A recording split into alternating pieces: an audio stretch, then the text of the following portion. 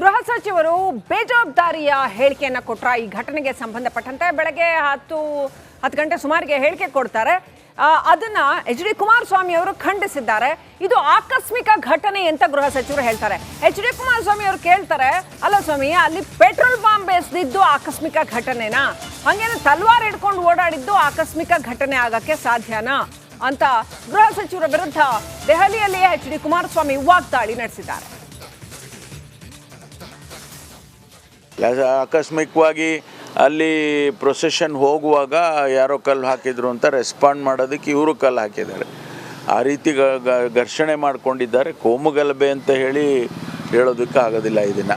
ಇಲ್ಲ ಅದೆಲ್ಲ ಇಮಿಡಿಯೇಟಾಗಿ ಸ್ಪರ್ ಆಫ್ ದಿ ಮೂಮೆಂಟಲ್ಲಿ ಆಗಿರುವಂಥದ್ದು.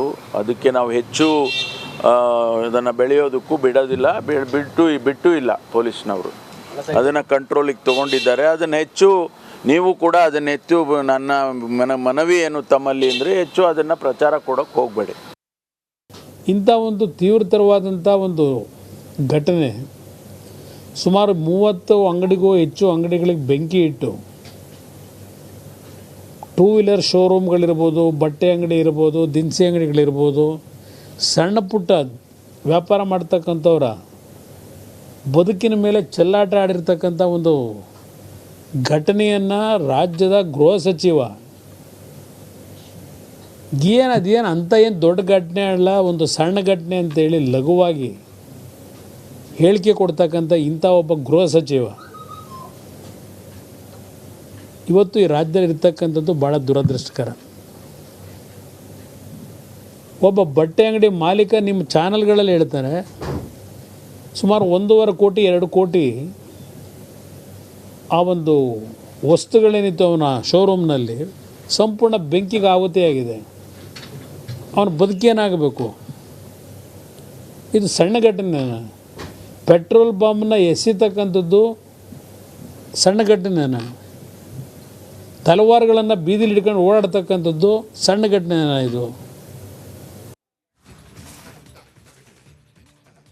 ಮಂಡ್ಯದ ನೆಲಮಂಗಲ ನಿನ್ನೆ ಮಾತ್ರ ರಾತ್ರಿ ಅಕ್ಷರಶಃ ನಿಗಿ ಕೆಂಡವಾಗ್ಬಿಟ್ಟಿತ್ತು. ಕಾರಣ ಗಣೇಶ ವಿಸರ್ಜನೆಯ ಸಂದರ್ಭದಲ್ಲಿ ಆಗಿರುವ ಒಂದು ಗಲಾಟೆ. ಯಾರೋ ದುಷ್ಕರ್ಮಿಗಳು ಬರ್ತಾರೆ, ಸಿಕ್ಕ ಅಂಗಡಿಗಳಿಗೆ ಬೆಂಕಿ ಇಡ್ತಾರೆ, ವಾಹನಗಳಿಗೆ ಬೆಂಕಿ ಇಡ್ತಾರೆ. ಈಗ ದುಷ್ಕರ್ಮಿಗಳ ಈ ಕೃತ್ಯಕ್ಕೆ ಬಡ ವ್ಯಾಪಾರಸ್ಥರು ಕಣ್ಣೀರು ಹಾಕುವಂತ ಪರಿಸ್ಥಿತಿ ಬಂದೊದಗಿದೆ. ಯಾರ್ಯಾರಿಗೆ ಯಾವ ರೀತಿ ನಷ್ಟ ಆಗಿದೆ, ಅಲ್ಲಿನ ಪರಿಸ್ಥಿತಿ ಹೇಗಿತ್ತು, ಆ ಕುರಿತ ಒಂದು ರಿಪೋರ್ಟ್ ಇಲ್ಲಿದೆ ನೋಡಿ.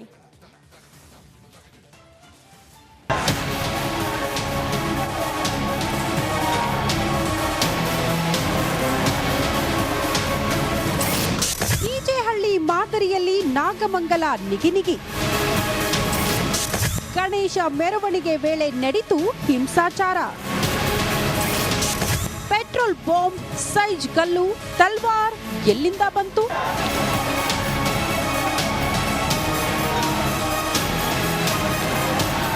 ನಿನ್ನೆ ಸಂಜೆಯಿಂದಲೇ ನಾಗಮಂಗಲದ ಬದ್ರಿ ಕೊಪ್ಪಲದಲ್ಲಿ ಗಣೇಶನ ಮೆರವಣಿಗೆ ಶುರುವಾಗಿತ್ತು.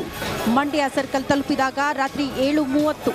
ಮಸೀದಿ, ದರ್ಗಾ, ರಸ್ತೆ ಎಂಟ್ರಿ ಕೊಡ್ತಾ ಇದ್ದಂತೆ ಎಲ್ಲೆಲ್ಲೂ ಕಲ್ಲು ತೂರಾಟ, ದೊಂಬಿ, ಗಲಭೆ.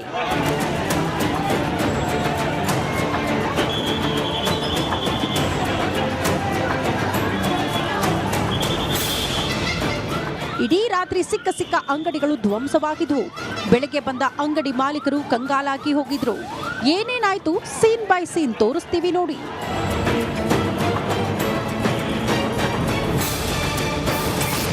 ಆಕ್ರಂದನ 1, ಪಾತ್ರೆ ಅಂಗಡಿ ಮಾಲೀಕ ಕಣ್ಣೀರು.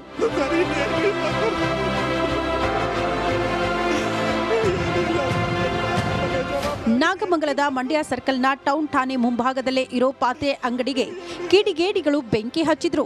25 ಲಕ್ಷ ರೂಪಾಯಿ ಮೌಲ್ಯದ ವಸ್ತುಗಳನ್ನು ಕಳೆದುಕೊಂಡ ಮಾಲೀಕ ಕಣ್ಣೀರು ಹಾಕಿದ್ರು.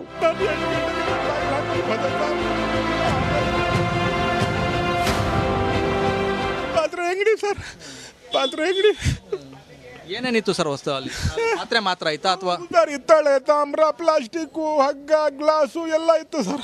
ಸರ್, ಪೊಲೀಸ್ ಸ್ಟೇಷನ್ ಎದುರುಗಡೆ ಈ ರೀತಿ ಘಟನೆ ನಡೆದಿದೆ ಅಂದ್ರೆ ಏನಾಗಿದೆ ಅಂತ? ಇಲ್ಲಿ ಏನು ಸರ್, ಪೊಲೀಸ್ ಸ್ಟೇಷನ್ ಹತ್ರ ಇದ್ದು ಈ ಥರ ಆಗಿದೆ ಸರ್. ಏನು ಮಾಡೋದು ಸರ್?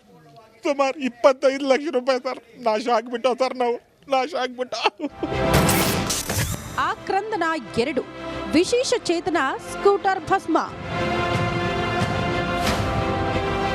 ಸಲ್ಮಾನ್ ಎಂಬ ವಿಶೇಷ ಚೇತನನ ತ್ರಿಚಕ್ರಕ್ಕೂ ದುಷ್ಕರ್ಮಿಗಳು ಬೆಂಕಿ ಇಟ್ಟು ಸುಟ್ಟು ಭಸ್ಮ ಮಾಡಿದ್ದಾರೆ. ಇದರಲ್ಲೇ ಜೀವನ ಮಾಡ್ತಿದ್ವಿ ನಾವು. ಮಂಡ್ಯ ಹೋಗಿದ್ರು ಅಂಗಡಿಗೆ ಎಲ್ಲ ಹಾರ ಎಲ್ಲ ಹಾಗಾಗಿ ಬಸರಾಳು ಪುರ ಇದಕ್ಕೆ ನಾವು ಹೋಗ್ತಾಯಿದ್ರು. ಏನು ಕೆಲಸ ಮಾಡ್ತಿದ್ರಿ ನೀವು? ಹೂ ಅಂಗಡಿ ಕೆಲಸ ಮಾಡ್ತಾಯಿದ್ವಿ. ಹೂ ಅಂಗಡಿಯಲ್ಲಿ ಬಾಬಣ್ಣ ಹತ್ರ ಅವ್ರ ಹತ್ರ ಇದ್ರು. ಒಂದು ದಮ್ಮಿ ನನ್ನ ಮಕ್ಕಳು ಮಾಡಿಬಿಟ್ಟು ನಮಗೆ ಗಾಡಿನೇ ಇಲ್ಲ. ಈಗ ನಾವು ಎಲ್ಲಪ್ಪ ಹಿಂಗೆ ಹೋಗಬೇಕು, ನಾಷ್ಟಕ್ಕೆ ಹೋದ್ರು ಬಾತ್ರೂಮ್ಗೆ ಹೋಗಿದ್ರು ಗಾಡಿಯೆಲ್ಲ ಹೋಗೋದು ನಾವು. ಹಿಂಗೆ ಹೋಗೋಕ್ಕಾಗಲ್ಲ ನಮಗೆ. ಹೆಂಗಂತ ಹೇಳಿ ನಮ್ಮ ಗಾಡಿ ಕೊಡಿಸಿ. ಆಕ್ರಂದನ 3 ಕುಬ್ಜ ವ್ಯಾಪಾರಿ ರೋದನೆ. ವಿಶೇಷ ಚೇತನನ ಹಣ್ಣಿನ ಅಂಗಡಿಯನ್ನ ಕೆಲ ಕಿಡಿಗೇಡಿಗಳು ಧ್ವಂಸ ಮಾಡಿದ್ದು 1.5 ಲಕ್ಷ ರೂಪಾಯಿ ಮೌಲ್ಯದ ಹಣ್ಣು ಸುಟ್ಟು ಹೋಗಿದೆ ಅಂತ ಅಳಲು ತೋಡಿಕೊಂಡಿದ್ದಾರೆ. ರಾತ್ರಿ 3 ಗಂಟೆಗೆ ರಾತ್ರಿ ಕರೆಂಟ್ ಹೋಗೈತಂತೆ. ಅವಾಗ ಕಿತ್ತಾಡ್ತಾ ಇರ್ದು ಎಲ್ಲ ಹೊಡೆದಾಟ ಮಾಡಿ 1.5 ಲಕ್ಷ ರೂಪಾಯಿ ಮಾಲ್ ಇಟ್ಟಿರ್ತಾರೆ. ಎಲ್ಲ ಖಾಲಿ ಆಗಿತ್ತ. ನಮಗೆ ಕಾನೂನು ಕೊಡಿ ನ್ಯಾಯ. ಆಕ್ರಂದನ 4 ಬಂಧಿತ ತಾಯಂದಿರ ಆಕ್ರಂದನ.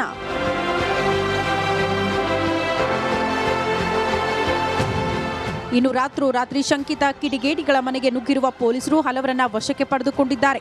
ಇದರಿಂದ ರೊಚ್ಚಿಗೆದ್ದ ಬಂಧಿತ ಕುಟುಂಬಸ್ಥರು ಆಕ್ರೋಶ ವ್ಯಕ್ತಪಡಿಸಿದ್ದಾರೆ. 45 ಜನ ಹೇಳ್ಕೊಂಡು ಹೋಗೋರಲ್ಲ, ಅದು 4 ಸೆಕ್ಷನ್ ಅಲ್ವಾ? ಅದು ಸೆಕ್ಷನ್ ಅಲ್ವಾ ಸರ್? 45 ಜನ ಕರ್ಕೊಂಡು ಹೋಗ್ತಾರೆ. ಒಂದು ಊರೊಳಗೆ ನುಗ್ಗಿ 45 ಜನ ಕರ್ಕೊಂಡು ಹೋಗೋರಲ್ಲ, ಅದು ಸೆಕ್ಷನ್ ಆಗಲ್ವಾ? ಅದಕ್ಕೆ ನಾವು ಬಂದು ಕೂತಿದೀವಿ. ಸೆಕ್ಷನ್ ಜಾರಿ ಆಗ್ಲಿ, ಇನ್ನೊಂದ್ಸಲ ಜಾರಿ ಆಗ್ಲಿ ಅಂತಾನೆ ಬಂದು ಕೂತಿದೀವಿ ನಾವು. ಆಕ್ರಂದನ 5 ಬಂಧಿತ ಮುಸ್ಲಿಂ ಕುಟುಂಬಸ್ಥರ ಆಕ್ರೋಶ.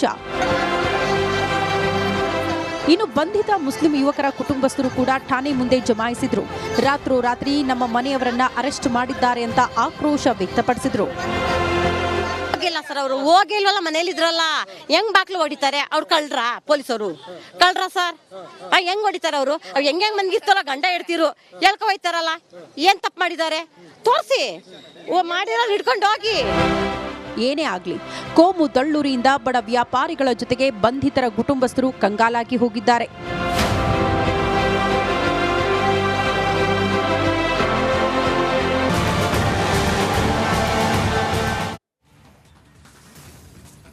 ಯಾರ್ದೋ ತಪ್ಪಿಗೆ ಮತ್ಯಾರಿಗೋ ಶಿಕ್ಷೆ ಅನ್ನೋ ಹಂಗೆ ಕಿಡಿಗೇಡಿಗಳು ಹಚ್ಚಿದಂತ ಕಿಡಿಗೆ ಹಲವು ಶೋರೂಮ್ಗಳು ಬೆಂಕಿಗೆ ಆಹುತಿಯಾಗಿದೆ. ಒಳಗಡೆ ಇರೋ ಬೈಕ್ನ ಹೊರಗಡೆ ಎಳ್ಕೊಂಡು ಬಂದು ಬೆಂಕಿ ಸುಟ್ಟು ಹಾಕಿರುವಂಥದ್ದು, ಒಳಗಡೆ ಕಲ್ಲು ತೂರಿ ತೂರಿ ಸರ್ವನಾಶ ಮಾಡಿರುವಂಥದ್ದು, ಇದೆಲ್ಲ ನಡೆದಿದೆ. ಲಕ್ಷಾಂತರ ರೂಪಾಯಿ ನಷ್ಟ ಆಗಿದೆ. ಏನೇನು ನಡೆದಿದೆ ನೋಡಿ.